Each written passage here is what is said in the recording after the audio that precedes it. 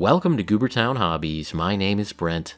Relicblade is an indie game that brings me a lot of joy, and I'm gonna try to show you why. Okay, check this out. These are Giblin Fishers. These two are pals, and they go everywhere together. This is the card with their rules. They're not very good, but they don't cost many points either. The box art for these Giblins is pretty sweet. If you need more Giblins in a hurry, you can print out these paper standee Giblins. Another way to get a quick fix is to boot up Relicblade on Tabletop Simulator and get your virtual hands on some virtual Giblins. Relicblade has a lot of other cool stuff, but the reason I started by showing you Giblins is because the creator of the game drew a Giblin Fisher on the inside cover of my book. Sean Sutter wrote this game, he's the sculptor of the minis, and he's the primary illustrator. He also handles fulfillment, and he still finds time to do this. Whenever I'm at a convention and Relicblade has a booth, I try to stop by and watch Sean sign a few books. My buddy Casey bought the rulebook, and he got a battle pig.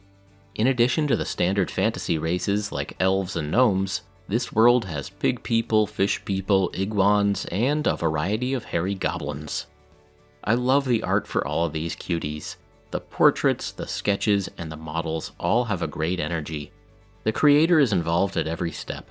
The cards, the rules, and the minis all have unified style and purpose.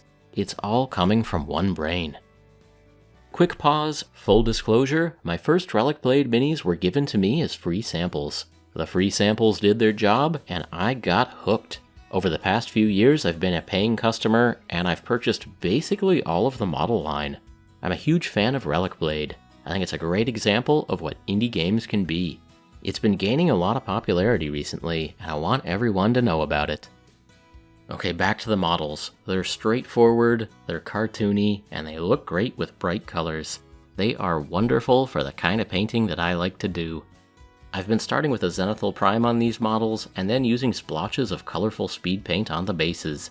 Gray rocks, green grass, and brown dirt. Nice and simple. For the minis themselves, I try to put down some solid blocks of fun colors.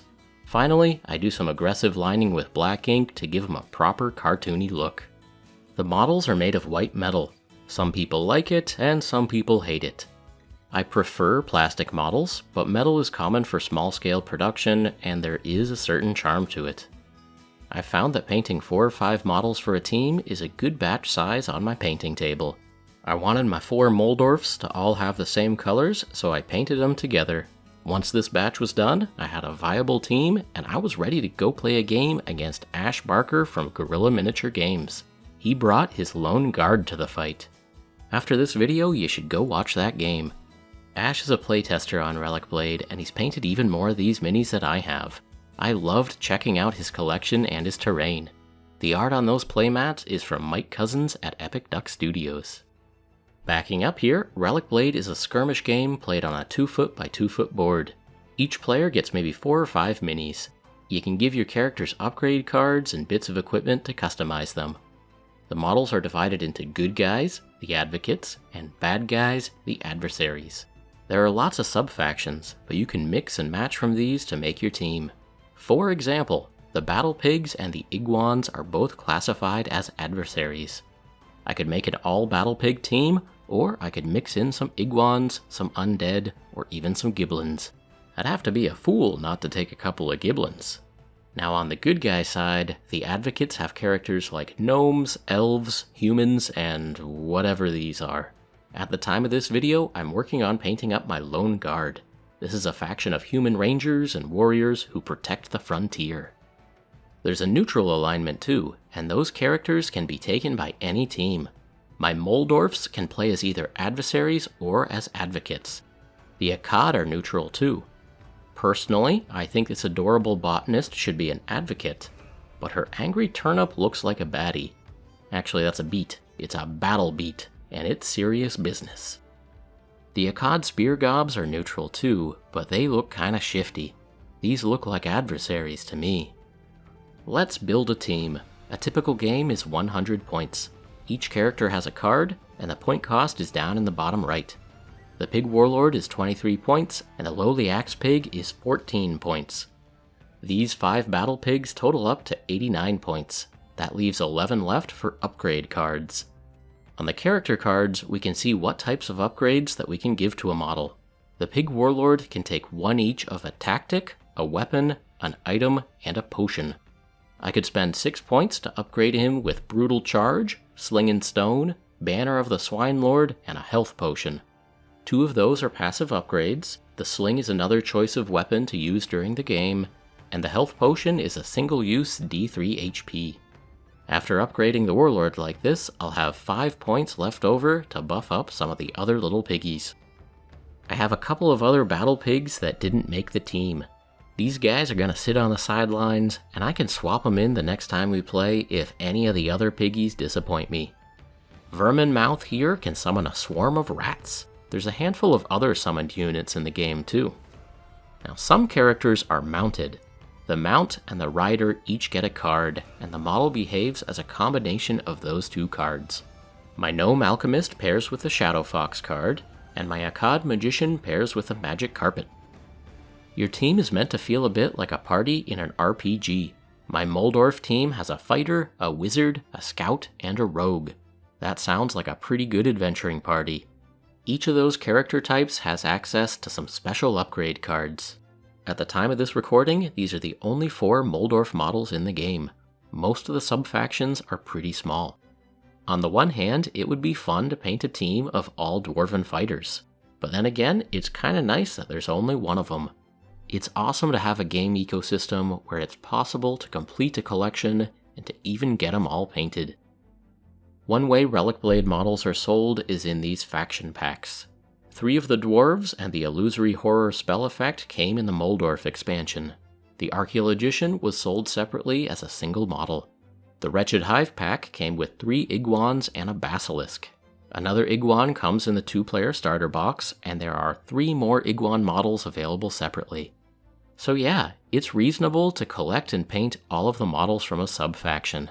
It's a bite-sized accomplishment, but it does feel like an accomplishment. I've been painting Relicblade minis as little palette cleansers in between larger hobby projects, and they really hit the spot. Alright, there's one more thing that I want to show you about the model line. Most Relicblade characters are a generic archetype. Their names, colors, and backgrounds are all up to you. Sean has done these drawings for several of the character types. Here are 3 variants of the Moldorf Archaeologician. Marie Dillaroot of Beetle Rift Academy. Yima Bethet, Head Cartographer, Court of House Mago. Alice Rustin, Professor of Mineralogy, Red Rock College. This is my character, Hilda Mildew, currently unemployed. Your characters each belong to an archetype, but they're all supposed to have their own quirks and minor differences in their loadout. This is a Gnome Grenadier, and this is Teclan Eldenford, who happens to be a Gnome Grenadier. Teclan's card is almost identical to the generic Gnome Grenadier. Same cost, same stats, same gun, and same grenades. But instead of having a flashbang as a special ability, Teclan has a concussion bomb. These named characters are called paragons in the Relicblade world, and many of them have their own models. Oh, Sean did little example drawings for gnomes too. Cora Clovesong of the Grey River Guards. Odette Sinterlander of the 4th Royal Guns. And our buddy, Teclan Eldenford of the Umber Brigade. Now why am I talking about Teclan so much? Well, the inside cover of my setting book features that Giblin Fisher, but the inside cover of my Seeker's Handbook has a hand-drawn picture of Teclan himself. He's on patrol, and he's looking a little bit grumpy. That's a good face right there. That's good enough for a YouTube thumbnail. I love all of the iterations and variations of the characters that Sean does in the rulebook. These little diagrams grab my attention, and the rules sink into my brain whether I want them to or not. These are the same kinds of descriptions for moving, line of sight, and cover that you'll find in any miniature game, but the art style tickles me in all the right ways. I just think it's so cool that the miniatures, the box art, and the rules come mostly from one brain. Sean's a collaborative guy though, so there are a few guest artists sprinkled around, and of course there are some outside testers, including our buddy Ash. Okay, rapid fire. This is a skirmish game with alternating activation of characters. When a character is activated, they get a number of activation dice shown in the top left.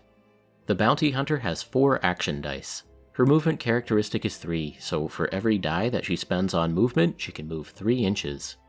She could roll 2 of her dice to shoot her crossbow, and if the total is 4 or more, she gets a hit.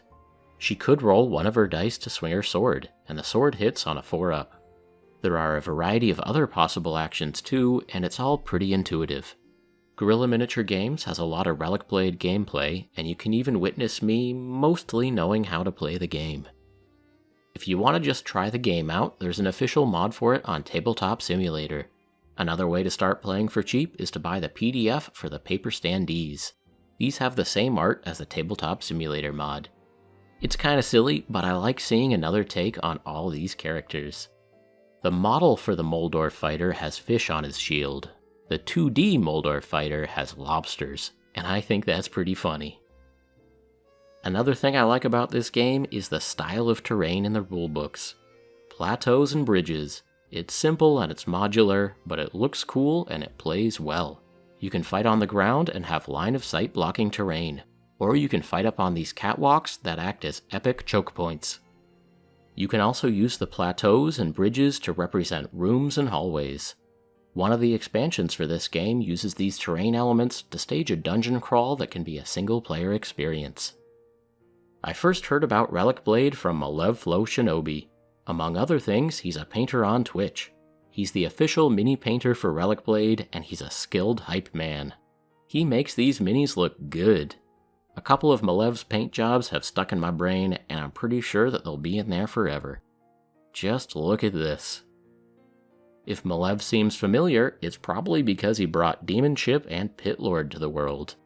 I'm gonna get around to painting my Malev and Witty Survivors one of these days. It's nice to live in a world with so many games to explore. I've been wanting to make a Relicblade video for a while. The art and the miniatures are just so whimsical and fun. I wanted to make sure that you knew this existed. In a broader sense, I think Relicblade is a great example of indie games. Indie games come from small teams with a ton of passion. You can tell that the ideas and the designs are coming straight from the heart. Big games and big companies seem to get all the attention, but I encourage you to take the time and to peruse the wares of some of these smaller publishers. There are some real winners out there. I've been building and painting my collection over the past few years. In that time, I've seen a lot of other folks enjoying Relicblade too. I've mentioned Ash and Malev and Epic Duck Studios, but that's just the beginning. I've played a game with Fiverr from Sugar Candy Miniatures. I've seen painted minis from Ninjon, eBay Miniature Rescues, Orion's Belt minis, Whittle Goblin, Jamie Daggers, Tesseract minis, the list goes on and on. Relicblade is getting more and more popular, and that makes me so happy. I'm gonna keep on painting my collection of funny little guys. Does anybody know how to paint shrimp? I got some shrimp here that I need to paint. Alrighty, I guess that's it for this time. Thanks so much for watching.